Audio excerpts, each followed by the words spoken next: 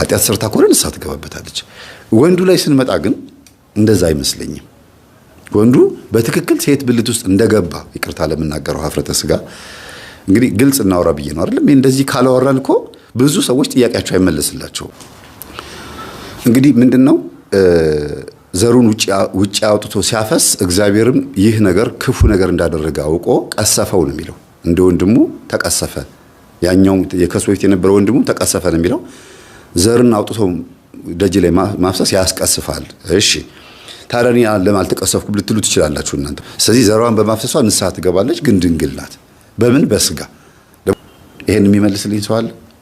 ከዚህ በፊትም ጠይቄ ነበር፣ አልመለሳችሁልኝም። መልሳችሁ ሙሉ አልነበረም። እስቲ ግለ ወሲብ የሚፈጽሙ ሰዎች ድንግል ናቸው? በተለይ ወንዶች ማለት ነው። ሴት ልጅስ ግለ ወሲብ ከፈጸመች በኋላ ድንግል ናት? ይሄን የሚመልስልኝ ሰው አለ? ከዚህ በፊትም ጠይቄ ነበር፣ አልመለሳችሁልኝም። መልሳችሁ ሙሉ አልነበረም። ወንድ ልጅ ግለ ወሲብ ከፈጸመ በተለይ ዲያቆን ሆኖ ግለ ወሲብ የሚፈጽም ከሆነና ዘሩን ካፈሰሰ ድንግል አይደለም። ይሄን አባቶች ተናግረዋል። ዲያቆን ሆኖ ወይም ደግሞ ድንግል ሆኖ ድቁና እየተማረ ግለ ወሲብ የሚፈጽም ከነበረ ድንግላውን አፍርሷል። ለምን? እጁ እንደ ሴት ልጅ ብልት ሆኖለታል። ዘሩን ያፈሰሰው ፈቅዶ ነው፣ ወዶ ነው፣ በህልመ ሌሊት አይደለም፣ ወይም ደግሞ በዝኒየት አይደለም። ስራዬ ብሎ እጁን ሳሙና ቀብቶ ዘሩን ያፈሰሰው እጁን እንደ ሴት ልጅ ብልት አድርጎ ነው። ተመልከቱ። ስለዚህ ወንድ ልጅ ድንግልናው ጠፍቷል። በምን? በመንፈሳዊ ቋንቋና ወይም ደግሞ እንደ ዓለማዊ እንደ ሳይንስም ልታዩ ትችላላችሁ። ሴት ልጅ ላይ ስንመጣ ግን ሴት ልጅ ድንግል ሆና ግለ ወሲብ ብትፈጽም ድንግልናዋ አልፈረሰም። የትኛው ድንግልናዋ? ንስሐ ትገባለች ግለ ወሲብ በመፈጸሟ። ግን ድንግልናዋ ይሄ ወንድ ልጅ ሲገናኛት የሚቀደደው ስስ ቆዳዋ ገና አልተነካም። ስለዚህ ድንግልና የሚባለው በሳይንሱ ወይም በሰውኛ እሱ አልተነካም ማለት ነው። ዘሯን ያፈሰሰችው ማለት ነው እቺ ልጅ። ስለዚህ ዘሯን በማፍሰሷ ንስሐ ትገባለች፣ ግን ድንግል ናት። በምን? በስጋ ደግሞ በስጋ ድንግል የሆነች ሴት ደግሞ በመንፈስም ድንግል እንድትሆን ንስሐ ገብታ ቅዱስ ቁርባን መቀበል አለባት ማለት ነው። ወንድ ካልነካት ይሄን ማረም ይቻላል፣ መታረም ይችላል። ልክ አይደለም ልትሉ ትችላላችሁ። ወዳ ፈቅዳ ቢሆንም ዘር ያፈሰሰችው ግን ደግሞ የስጋ ድንግልናው አልተነካም። ስለዚህ ድንግልና ማለት የትኛው ድንግልና ነው የሚፈልገው? ለምሳሌ በተክሊል ታግባ ቢባል፣ በዚህ አጋጣሚ አባቶች እየሰማችሁኝ ከሆነ ብትነግሩኝ ደስ ይለኛል። እቺ ልጅ በተክሊል ታግባ ቢባል በዘሯን በግለ ወሲብ ወይም ደግሞ ራሷን በመነካካት ዘሯን ካፈሰሰች የትኛው ድንግልናዋ ነው የፈረሰው? የስጋ ድንግልናዋ አልተነካም። ድንግል ናት፣ ጨዋ ናት። ፊልም በማየት ሰዎች መክረዋት በአይናፋርነት ከቤት ባለመውጣት ተበላሽታለች ልጅቷ። ምን በማድረግ? ዘሯን በማፍሰስ። ከዛ ውጪ ግን በተክሊል ማግባት ትችላለች ወይ? ይሄን ብትመልሱልኝ ደስ ይለኛል። እንደኔ የስጋ ድንግልናዋ ከሆነ የሚፈለገው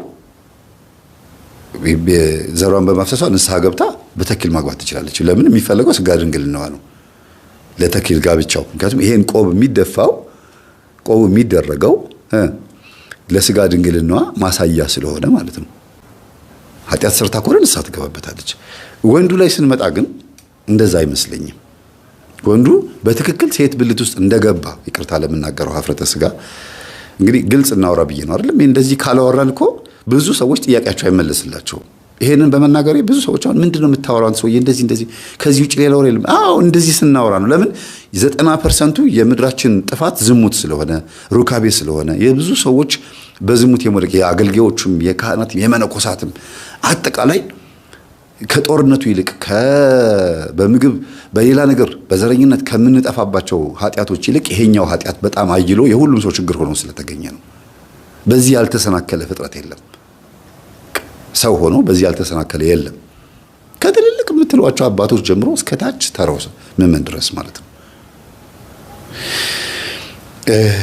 ስለዚህ ወንዱ ልጅ ድንግልናው የሚፈርሰው ሴትን ሲገናኛት ከሆነ ሴትንም ተገናኘ በእጁም አደረገ፣ ዞሮ ዞሮ ቅርጹ ሁለቱም አንድ ነው፣ ለውጥ የለውም። ዘሩን ያፈሰሰው የሴት ብልት በሚመስል ቅርጽ አድርጎ እጁን ስለተጠቀመበት ነው ብዬ አስባለሁ። ይሄን ዘዳግም መጽሐፍ ቅዱስ ላይ ዘዳግም ላይ ምን ይላል? ቅዱስ ሙሴ ነው ነብዩ ሙሴ ሲናገር የተረገመ ይሁን ብሎ ከሚላቸው ሰዎች መካከል መሬትን ቀዶ እንደ ሴት ልጅ ብልት አስመስሎ መሬትን የሚገናኝ ይላል። መሬትን አለስልሶ ጭቃውን እንደዚህ ያጎደጉዱትና እንግዲህ እስራኤላውያን የማይሰሩት ስራ የለም እንደ ሴት ልጅ ብልት አስመስለው መሬትን ይገናኙ ነበር ማለት ነው። እንስሳን የሚገናኙ ሁሉ እንደነበርና የተረገሙ ይሁኑ ይላል። እንደዚህ አይነት ሰዎች ይወገሩ ነው የሚለው። እንዲያው ይሄ ኃጢአት ነው፣ መስዋዕት ያስፈልገዋል አይደለም እንዴ? እና ዘርን ማፍሰስ ኃጢአት እንደሆነ እንደሚያስቀስፍ ደግሞ በመጽሐፍ ቅዱስ ውስጥ ዘፍጥረት 38:8 ላይ አውናን የሚባል የይሁዳ ልጅ ነው ትዕማር የምትባልን ሴት ከወንድሞቻቸው ልጆቹን በየተራ የገቡ ዘር እንዲተኩ በሞተው ልጁ ምክንያት አንድ ልጁ ሞቶበት ዘር ተኩለት ለሱና ግቡና ከትዕማር ጋር ተኙ እያለ አንዳንድ ልጆቹን እያስገባ እንዲገናኙት ያደርግ ነበርና አውናን ምንድን ያደረገው አይ አንደኛ ወንድሜ ሞቷል፣ ወንድሜን የገደለች እንደገናም ደግሞ ከሷ ዘር መቀጠል አልፈልግም፣ ልጅ መውለድ አልፈልግም ብሎ ግንኙነት አደረገና ልክ ስሜቱ ሲመጣ ከአፍረተ ስጋዋ ዘሩን መሬት ላይ አውጥቶ መሬት ላይ አፈሰሰ ይላል። ቀጥታ ቃል በቃል የተጻፈው ነው የምነግራችሁ። ዘፍጥረት 38:8 ከ8 እስከ መጨረሻ ድረስ ይሁት። ከዛ በኋላ እንዲያውም ትዕማር ይሃልሆን ሲላት ከአባትየው ጋር ራሱ ከአማቷ ጋር ራሱ ተኝታለች ማለት ነው። እና ከይሁዳ ጋር ማለት ነው። ይሁዳ ማለት ከ12ቱ ያዕቆብ ልጆች ውስጥ አንዱ ማለት ነው። እንግዲህ ምንድነው ዘሩን ውጪ አውጥቶ ሲያፈስ እግዚአብሔርም ይህ ነገር ክፉ ነገር እንዳደረገ አውቆ ቀሰፈው ነው የሚለው። እንደ ወንድሙ ተቀሰፈ። ያኛው የከሱ በፊት የነበረው ወንድሙ ተቀሰፈ ነው የሚለው። ዘርን አውጥቶ ደጅ ላይ ማፍሰስ ያስቀስፋል። እሺ ታዲያ እኔ ለምን አልተቀሰፍኩም ልትሉ ትችላላችሁ እናንተ ሁላችሁም። እኔ ብዙ ጊዜ ግሎሲ ፈጽም ያለው ለምንድን ነው ታዲያ አልጋዬ ላይ ድርቅ ብዬ አልቀረሁት ለምን አልተቀሰፍኩም ልትሉ ትችላላችሁ። ከዚህ በላይ መቀሰፍ አለ እንዴ? በኑሮ ለመሳካት በህይወት በአጠቃላይ ጎሎኛል የምትሉት ነገር ይሄ አልተሳካልኝ የምትሉት ነገር እሱ ራሱ እኮ መቅሰፍት ነው። ወደ እግዚአብሔር ቤት አለመምጣት እኮ መቅሰፍት ነው እኮ አይደል እንዴ? መቅሰፍት እናንተ የምታስቡት የሆነ ነገር መመታት ወይም ደግሞ መብረቅ ወርዶ የሆነ ተዋርጎ ሲመታ ሽባ መሆን አይደለም። መቅሰፍት መረገምም ነው፣ አለመሳካትም ነው፣ በረከት ማጣትም መቅሰፍት እኮ ነው አይደል እንዴ? ስለዚህ ዘራቸውን በከንቱ የሚያፈሱ ሰዎች ወይም ደግሞ ግሎስ የሚፈጽሙ ሰዎች ወይም ደግሞ ሆን ብለው በኮንዶም ሩካቤ ፈጽመው በኮንዶም ዘራቸውን ጠቅልለው በየመንገዱ በየአልጋው በየስርቻው የሚወረውሩ ሰዎች በየቤርጎ ተጠቅሎ የሚጣለው ዘር ስንት ዘር ፈሷል አይደል? በከንቱ ዘር ማን ነው? እግዚአብሔር ነው። ስለዚህ እግዚአብሔር ቀስፎናል። በምንድን ነው የቀሰፈን? በኑሯችን፣ በትዳር፣ በህይወት፣ በብክነት በአጠቃላይ ቀስፎናል።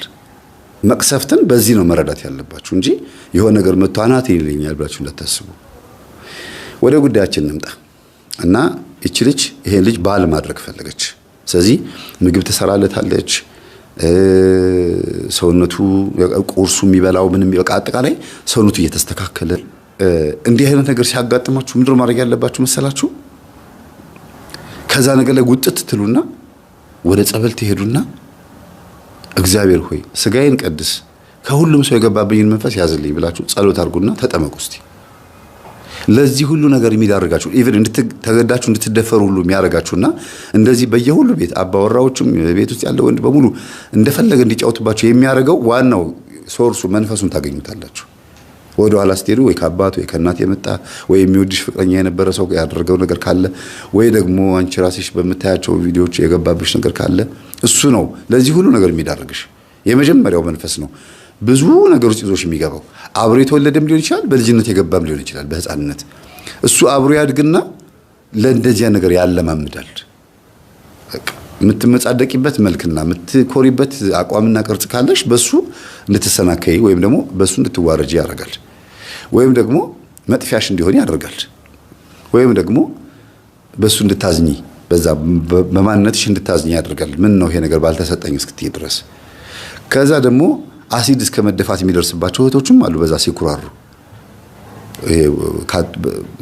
ምንድነው ባጣ ቆየኝ የሚባል ሲጫወቱ እዛ ጋርም ሌላ ወንድ እዚህ ጋርም ሌላ ወንድ ሲያጫውቱ በቃ ዞር በል አላቀልህም አፍንጫህን ላስ ብለው እዚህ ጋር ሲመጡ ያ ይናደድና በዚህ መልክሽ አይደል ይሁን የምትመኪው ይልና አሲድ ይደፋባታል። ከዛ ቡዳው በቃ አያችሁ አሁን መልኳም ተበላሸ። የማንም አይደለችም። ውስጥ ያለው አይነ ጥላ ሁሉም ወንዶች እንዲርቋት አድርጎ እሷን ብቻ ያገኛታል ማለት ነው። ሌላው ደግሞ እንደገና ውስጥ ያለው መንፈስ ማንም ሴት ጋር እንድትሄድ የማይፈልግ ከሆነ አንተ ወንዱ ወይም አንቺ ሴቷን ማንም ወንድ ጋር እንድትሄድ የማይፈልግ ከሆነ ወንጀል ሰርተሽ እንድትታሰሪና እስር ቤት ከሴቶች ጋር ብቻ እንድትቀመጭ ያደርግሻል። ወይም እስር ቤት ገብተህ 20 ዓመት 15 ዓመት 10 ዓመት ተፈርዶብህ እንድትቀመጥ ያደርጋል። እስር ቤት ዝም ብለህ ትበሰብሳለህ። ግለ ወሲብን እያረክ ወይም ደግሞ ብቻ በዛም በዚህም ብሎ ወንጀለኛ ሆነ እዛ እንድትቀመጥ ያደርጋል። በግላጭ ያገኘሃል ማለት ነው። ስለዚህ አንዳንዴ በህይወታችን ውስጥ ድንገት የሆነ በጣም ከባድ ነገር ሲመጣብን ለምንድን ነው እንደዚህ ሆንኩት ብላችሁ አስቡ። ምንድን ነው እዚህ ነገር ውስጥ የከተተኝ? ሂደት ውስጥ እንዴት ነው ያደገው ኃጢአቱ ብላችሁ አስቡ። በጣም ብዙ ነገር ታገኛላችሁና ራሳችሁን ጠብቁ። በቤት ሰራተኝነት ውስጥ ያላችሁ ሰዎች ውጡና ከዚህ ነገር ውስጥ ተጠመቁ እስቲ። በቃ ለምንድን ነው ሁሌ የምርመጠመጠው ሰው ቤት ውስጥ? ለምን እንደዚህ መሆነው? ለምንድን ነው የራሴን ትዳር ማልኖረው ብላችሁ አስቡ። ያርመጠመጣችሁ ያ ከቤተሰብ የመጣም ሊሆን ይችላል፣ ወይ ደግሞ ተንኮል የእናትና አባት ጸበኛ የሆኑ ጎረቤቶቻችሁ ያደረጉት ሊሆን ይችላል። የዚህ ልጅ አሁን መንገላታት የእናቱ ከጎረቤት ሴትዮዋ ጋራ ያላት ቁርኝነት ነው አይደል? በማያውቀው ነገር ግን ይሄ ሁሉ እድሜውን ተጉላላ ማለት ነው። ግን ደግሞ ንስሐ ገብቶ ደግሞ ስጋው የሚቀበል ልጅ ሆኖ ደግሞ እግዚአብሔር ምሕረት አድርጎለት ነው። ስለማያውቅ ነው። ለዚህ ነው ምንም የማያውቁ ሰዎችን እግዚአብሔር ያግዛቸዋል። ክርስቶስ ለእንደዚህ አይነት ሰዎች ለደካሞች ሊያግዛቸው ይችላል ብሎ ቅዱስ ጳውሎስ የተናገረው ለዚህ ነው። ሊረዳቸው ይችላል ይላል ቅዱስ ጳውሎስ። ምንም ስለማያውቁ ግን ሲረዳን ሲይዘን እንያዝለት፣ ሲጎትተን እንሳብለት፣ እግዚአብሔር ኑ ሲለን እንጠራለት። ፊሽካውን ሲነፋ ወይም ደግሞ በካህናት ስብከት በምንም ይጥራን፣ ገንዘባችንን በመቀማትም ጤንነታችንን በመያዝም በብዙ ነገር እግዚአብሔር ቤቱ ሲጠራን እሺ ብለን እንምጣለት። ምክንያት ነው። በቃ ወደ ቤቱ አምጥቶናል አይደለም? አዎ ምክንያት ነው። ማምጫ ምክንያት አልመጣ ስላል ነው። በደህናው ጊዜ ስላልመጣንለት ማምጫ ምክንያት ነው። እኚህ እናት እንደዛ ነው ያደረጉት። ልጃቸው ታመማ አይደለም ምክንያት ሆኖላቸዋል። ስለዚህ በቃ እዚህ ነው መሆኑ አሉ፣ ወሰኑ። ለካ ባህሪያቸው መልካም ነው። ለካ ሰው ሲደነግጥ መንፈስም አንዳንድ ጊዜ ይደነግጣል። ክው ስትሉ እንዴ እናትሽ ሞታለች ወይም ደግሞ ልጅሽ ሞተ ሲባሉ አንዳንድ እናቶች እኮ ዛራቸው ይነሳል። አብሮ መንፈሱም አብሮ ይጮሃል። ወማን ብሎ በቃ ምን ሆና ነው ሲባል ደንግጣ እኮ ነው ይባላል። ከማልቀስ ይልቅ ዛሩ ተነስቶ የሚያጓሩበት ጊዜ አለ። አንዳንዱ ደግሞ ያሽካካል። ስለዚህ ሰው ሲደነግጥ አብሮ መንፈስ ይደነግጣል። ሰው ሲጓጓ አብሮ መንፈስ ይጓጓል። ሰፍ ስትሉ አብሮ ሙሱም ሰፍ ይላል። ስለዚህ ማስደንገጥ